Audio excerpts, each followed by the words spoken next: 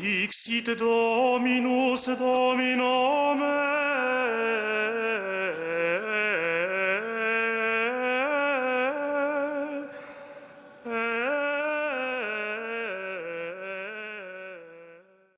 Désirons toujours la vie bienheureuse auprès du Seigneur Dieu et prions toujours. Mais les soucis étrangers et les affaires affaiblissent jusqu'au désir de prier. C'est pourquoi, à heure fixe, nous les écartons pour ramener notre esprit à l'affaire de l'oraison. Les mots de la prière nous rappellent au but de notre désir, de peur que l'attiédissement n'aboutisse à la froideur et à l'extinction totale, si la flamme n'est pas ranimée assez fréquemment. C'est pourquoi, lorsque l'apôtre dit « Faites connaître vos demandes auprès de Dieu », on ne doit pas l'entendre en ce sens qu'on les fait connaître à Dieu, car il les connaissait avant même qu'elles existent, mais qu'elles doivent demeurer connues de nous auprès de Dieu par la patience, et non auprès des hommes par l'indiscrétion. Cela étant, il n'est pas défendu, ni inutile, de prier longtemps, lorsqu'on en a le loisir, c'est-à-dire lorsque cela n'empêche pas d'autres occupations bonnes et nécessaires, bien que, en accomplissant celle-ci, on doive toujours prier, comme je l'ai dit avant, par le désir.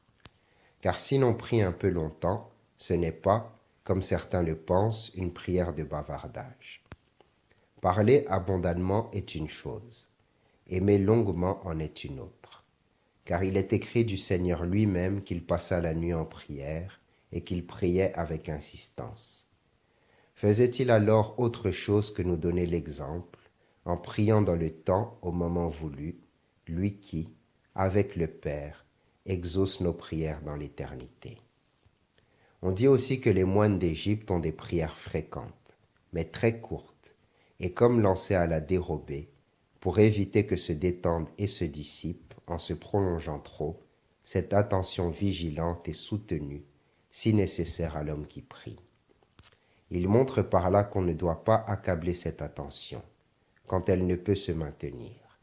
Mais de même, si elle se maintient, il ne faut pas l'interrompre trop tôt. La prière ne doit pas comporter beaucoup de paroles, mais beaucoup de supplications, si elle persiste dans une fervente attention.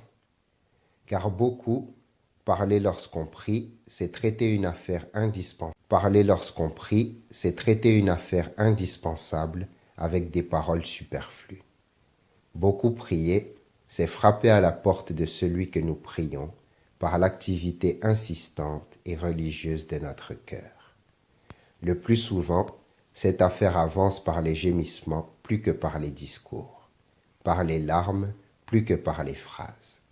Car Dieu met nos larmes devant lui, et notre gémissement n'échappe pas à celui qui a tout créé par sa parole, et qui ne recherche pas les paroles humaines.